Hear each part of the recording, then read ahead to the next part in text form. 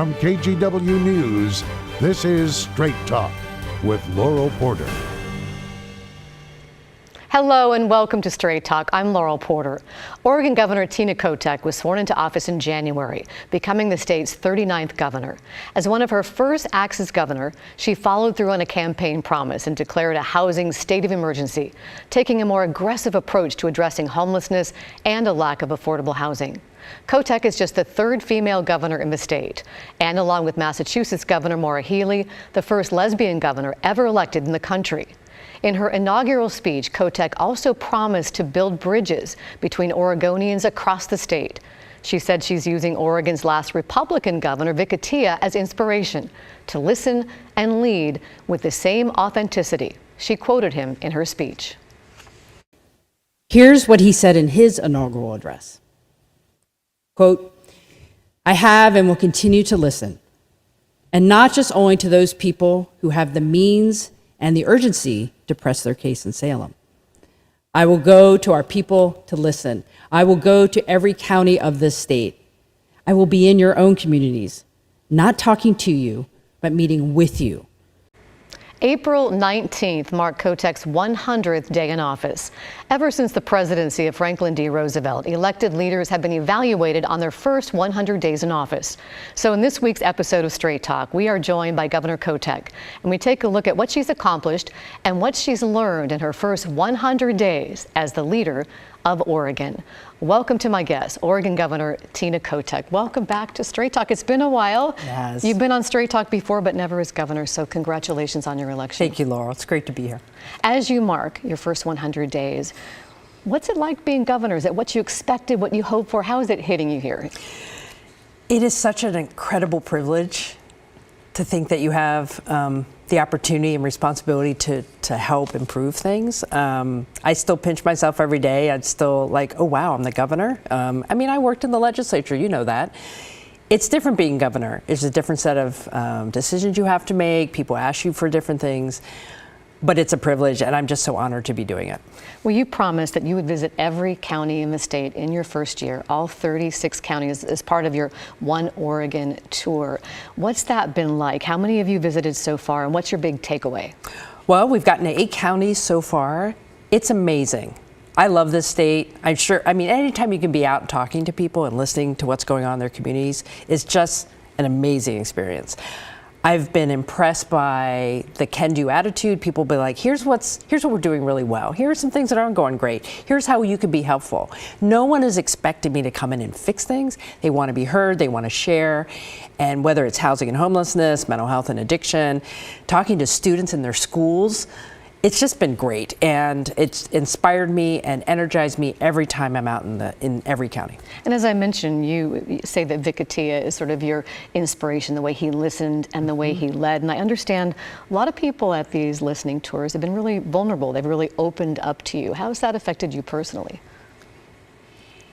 It touches you as a person to know that people want to share with you. They're putting their trust in you, their hope in you to be a friend and an ally, to hear families talk about what they've overcome, to listen to providers and what's going on for them every single day to help people who are in need, to listen to students and what they want to do with their lives. It's humbling. And again, it's just every time I come back from a trip, how much I love Oregon, how much I love Oregonians. Well, not everybody sees Oregon as one Oregon, as you know. Over in Eastern Oregon, 11 of the 15 counties in Eastern Oregon have voted to become a part of the Greater Idaho movement. They want a divorce from Oregon. They don't feel like Oregon is representing their interests or listening to them. They can identify more with Idaho, and they want to see the borders changed. So their part of Idaho probably won't happen, but it just shows how frustrated they are. And our Pat Doris went to Eastern Oregon for his own sort of listening tour, and he met a man named Mike Slinkard, who has his own bow hunting show. He lives in John Day, and he's a third-generation Oregonian. Pat asked him what he thinks about Oregon, and he also met a woman named Kathy Gill, who's a server in John Day, and she's not sure about the Greater Idaho movement. She's on the fence, but she doesn't think that political leaders in the western part of the state, including yourself, are listening to Eastern Oregonians. So let's listen to what they had to say, and I'll get your response. You know, up until about 10 years ago, I felt great about it. I was a proud Oregonian. You know, back in, around 2000 when we were starting my original businesses, the state was actually very, very helpful. But, now, to us, there's a lot of sort of craziness going on in in the state. We're getting laws passed that we don't agree with. We really don't feel like we have a lot of representation. We're getting taxed way more than we ever have before. And as a business person, it makes it very difficult to be located here. If I didn't have my roots so deep in Grant County, I'd probably be in Idaho already, to be honest with you. But I have my elderly parents I'm taking care of here and things like that. So I think she should come and listen to everyone and get everybody's opinions, but I still don't think it's going to change their mind. I don't. I think they take care of the city people. The votes are there. You can see it. We don't have much of a say when it comes to any part of voting. So, Governor, if you could sit across the kitchen table from Mike and Kathy, what would you say to them? Well, first I would say thank you for being honest, and I would say it's great to be back in John Day. I've been there before, look forward to going back, so I would love to sit down and have a cup of coffee, in my case tea, and talk to folks across the table. I hear you. I'm a governor for the whole state. How can I be a friend of this part of the state? We're all Oregonians, and I like your term about divorce. I see this as a family dispute, right? We are one family here in Oregon, but we're not listening to each other very well. So my job as governor is to hear you, figure out what I can do differently. Because if the state's not working for every part of the state, it's not working. And my job is to make sure every part of the state feels heard, feels that what is happening on the west side in the Salem corridor also helps them. My job is to make sure everyone's lives can be better. And you can't figure that out unless you talk to the people in every part of the state. So that is why I'm visiting every county in my first year, to sit down and hear what is going well and what could be better and how I can be helpful. As we look at your first 100 days in office, what do you think is your most significant accomplishment? What are you most proud of? I'm proud of the urgency that we've brought to the top issues. 100 days is a bit of a sprint, and we have ramped up quickly, and we have stayed focused on the main issues that, if you go anywhere in the state, people are talking about: housing and homelessness, mental health and addiction, and making sure our students can read. So we have been successful of setting the groundwork, passing bills to get money out the door for our shelters, making sure we can have more access to treatment in communities, and working on a bill to improve literacy across our state. The focus, I'm very proud of the focus. Look, we got here, and a lot of these challenges, it took quite a few years, right? We're not going to fix it in the first 100 days, but you want to set a tone. You want to say we are on this and we are focused and we are going to hold everybody accountable to make progress on specific outcomes. And as I mentioned at the top of the show, you declared an emergency when it comes to housing and homelessness, and the legislature quickly passed a $200 million package of 2 bills. They want to get that money right out the door.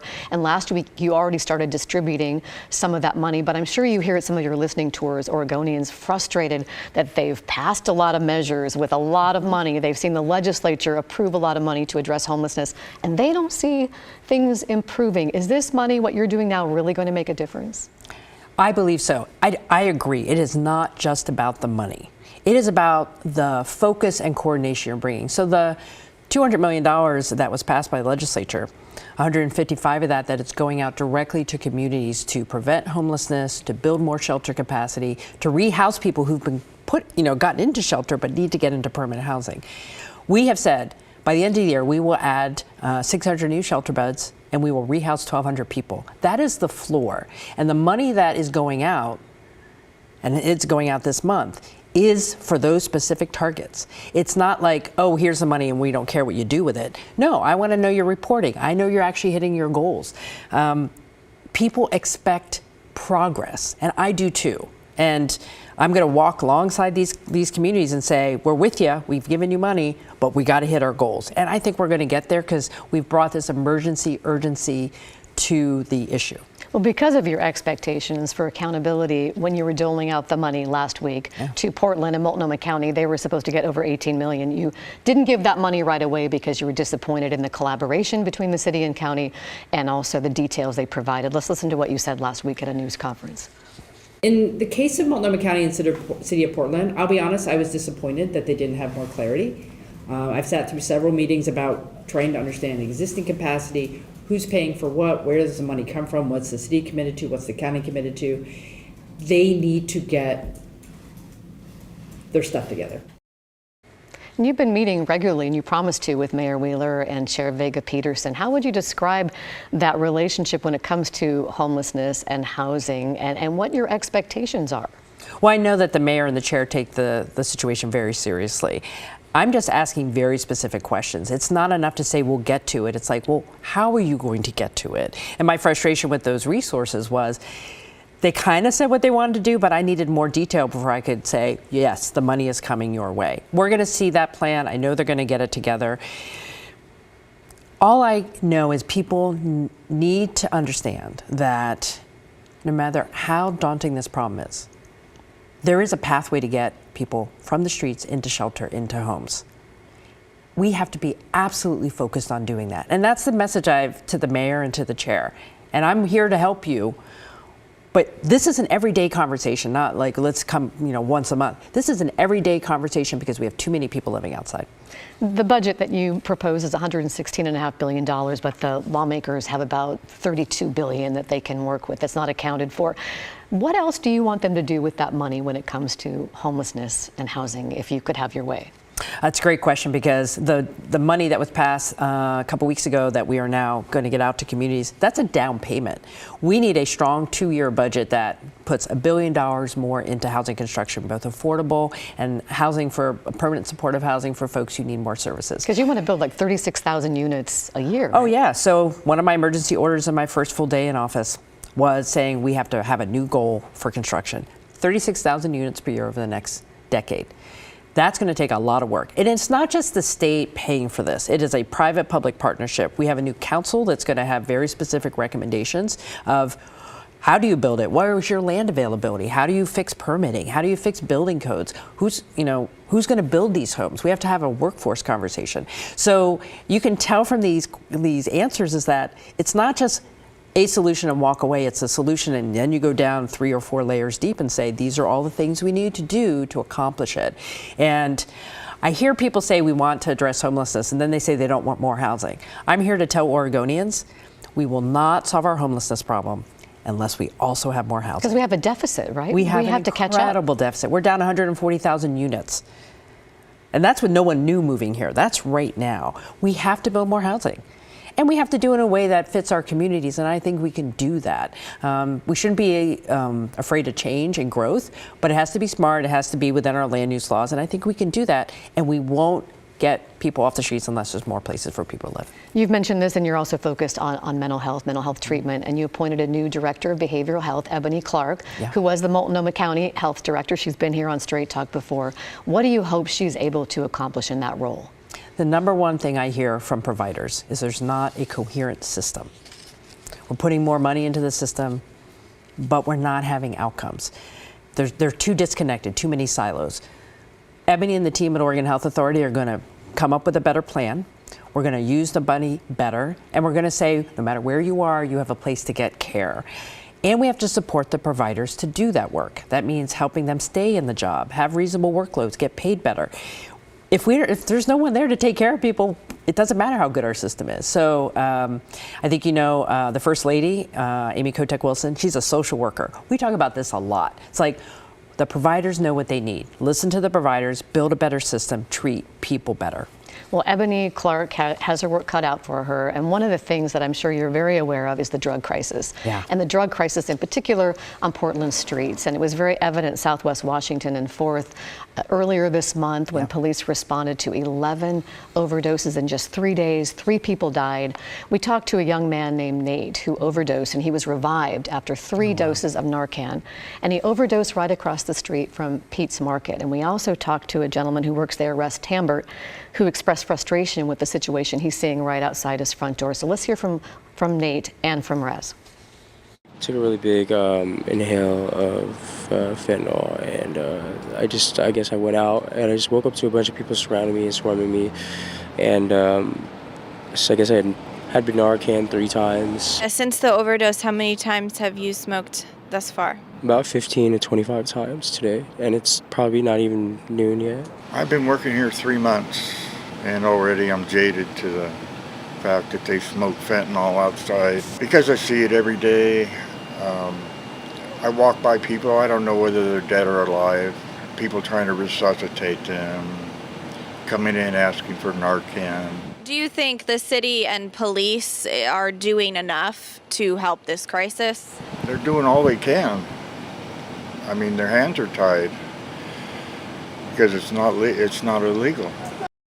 So let's talk about that, Governor. When you listen to that, I know the mayor ordered some more patrols out there 24/7, and they're clearing some camps. But when you see that and you hear that, how does that make you feel about what's going on the streets of Portland?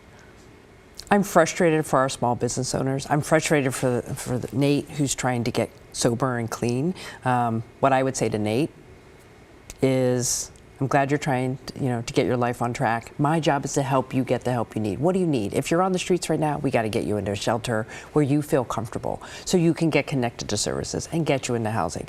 It's very difficult to get clean if you're living on the streets. So that's one focus. Well, let me just ask you about that before we move on to, what about a sobering center? Because somebody like Nate can't get into a treatment center. There's not a vet available a lot of times, and they want to get clean, but maybe they change their mind later. How is it to get them in? Could we have a sobering center where they could go to wait for a bed in a treatment center? I do support that. In fact, on my county tours, I was just out in Columbia County. They're trying to build a crisis stabilization center, so someone has a place to go when they're saying, I'm ready to get help.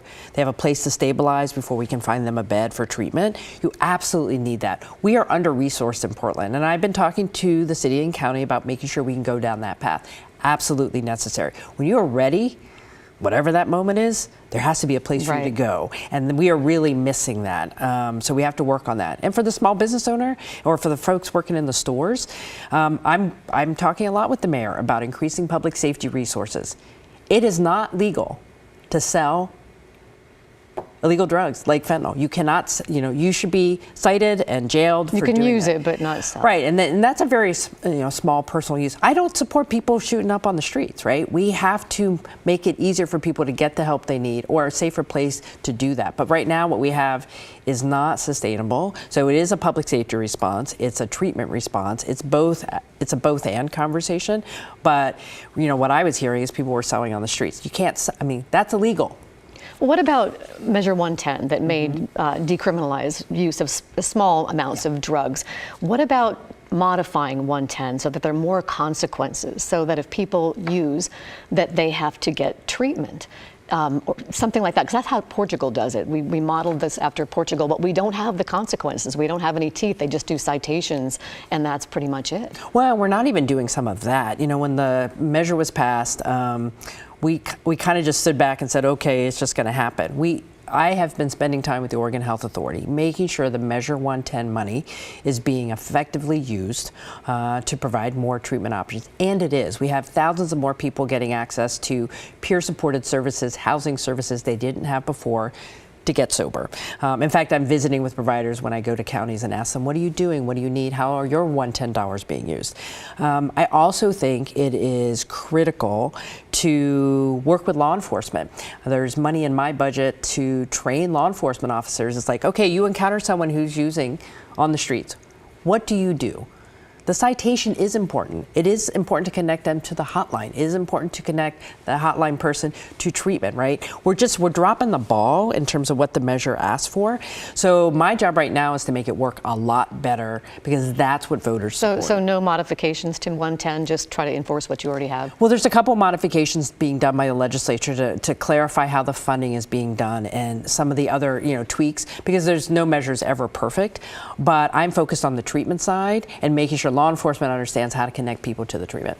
Governor, we need to take a break, but when we come back, we'll continue our conversation with Governor Tina Kotek. We're back in 2 minutes.